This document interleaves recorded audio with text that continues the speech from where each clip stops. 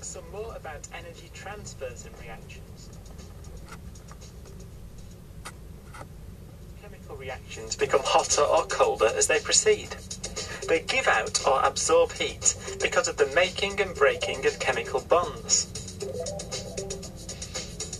Making chemical bonds gives out or releases energy.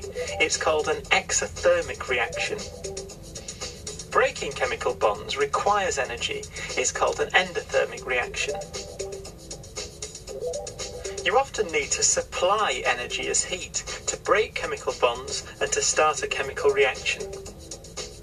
Watch this clip and think about the different energy changes that are taking place in exothermic reactions. This is a strip of magnesium metal. Drop it into hydrochloric acid and watch using a heat-sensitive camera. Blue is cold, purple is warm, yellow is hot, white is even hotter. Clearly the reaction releases heat. It's exothermic.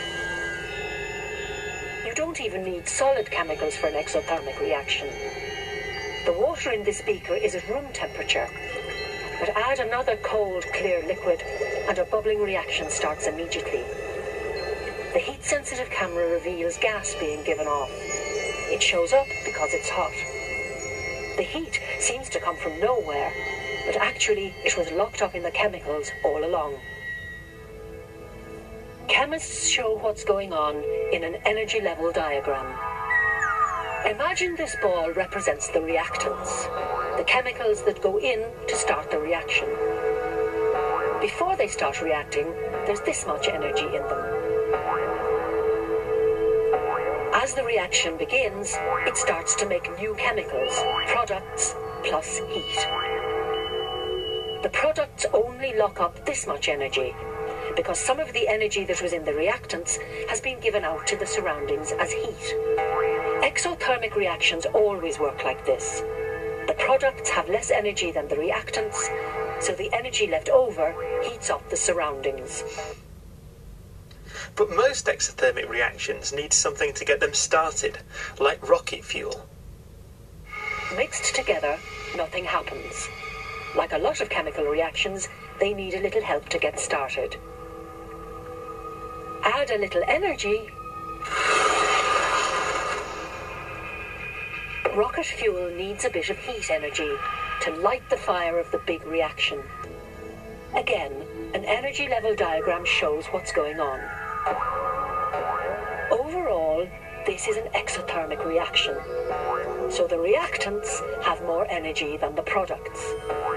But this time, before the reaction can start, there's a barrier to overcome.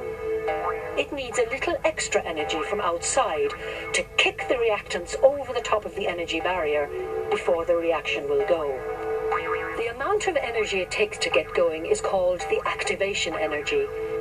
Provide that, and the reaction makes it over the barrier and products can start forming. Once it starts, there's no going back. So, in an exothermic reaction, more energy is released by the reactants than is needed to chemically bond the products. This excess energy is given off as heat. Some heat input is often needed to introduce activation energy to start off the exothermic reaction. Once the reaction starts, heat from the reaction itself then provides the energy to keep the reaction going. But what's going on inside the actual atoms? Let's look at the exothermic reaction when natural gas burns in air. Natural gas is methane. It's made from one carbon atom bonded to 4 hydrogen atoms. The bonds are forces that attract the atoms to each other. They don't want to let go, but when the heat comes on, things start to change. Heat provides energy to break the bonds, not just in the methane, but in the air around it too. Eventually, the methane molecule does split apart. Meanwhile, oxygen molecules in the air are also split apart by heat. Once that's done, the atoms are free to form new bonds. Forming new bonds makes the reaction products, water and carbon dioxide. But those molecules don't need all the energy that their individual atoms had when they were free.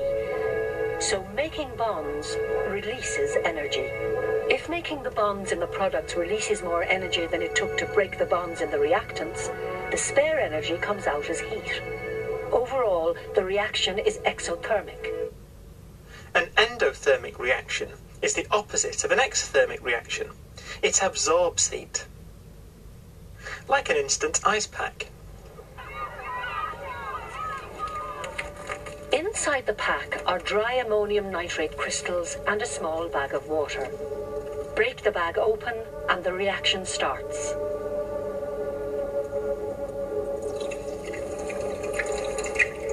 The heat-sensitive camera shows the water as yellow. It's quite warm. Black shows where the mixture is much colder, as the endothermic reaction between ammonium nitrate and water takes heat out of the beaker. Quickly, it's down to just 5 Celsius, as cold as a fridge. Again, an energy level diagram shows why. Remember, in exothermic reactions, there's more energy in the reactants than there is in the products. Overall, heat energy is given out when the reaction goes ahead. But in endothermic reactions, it's the other way round. The reactants have less energy than the products. That means the reactants have a huge energy hill to climb for the reaction to go ahead. They must steal the energy they need from the surroundings. That's why the temperature drops. So, in an endothermic reaction, more energy is needed to chemically bond the products than is released by breaking the bonds of the reactants. This energy shortage is taken in as heat from the surroundings. This creates the cooling effect.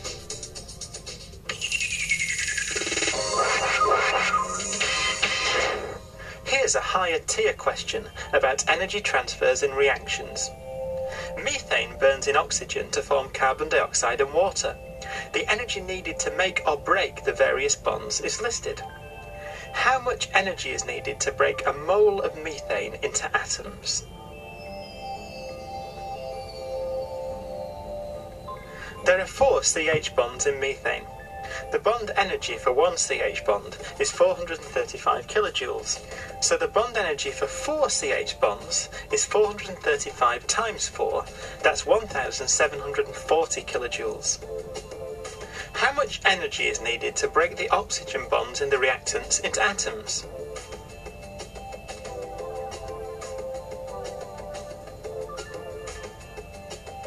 There are 2 moles of oxygen molecules. The bond energy for one OO double bond is 498 kilojoules. So multiply this by 2 to give the correct answer, 996 kilojoules.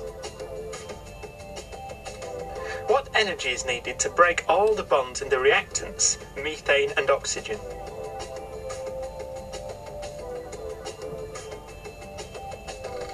Four CH bonds equals 1740 kilojoules, and 2 OO double bonds equals 996 kilojoules. Added together, that's 2736 kilojoules. What energy is given out when new bonds are formed in the products, carbon dioxide and water?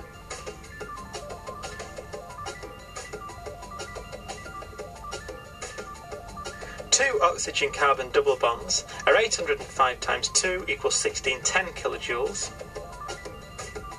and 4 OH bonds are 464 times 4 equals 1856 kilojoules. Added together, that's 3466 kilojoules. How much energy is absorbed or released when the reaction occurs? In this reaction, more energy is released in making the bonds in the products, 3466 kilojoules, than is used to break the bonds in the reactants, 2736 kilojoules. So the reaction is exothermic, it gives out heat. The amount of excess energy released for each mole of reactants is 3466 minus 2736 equals 730 kilojoules.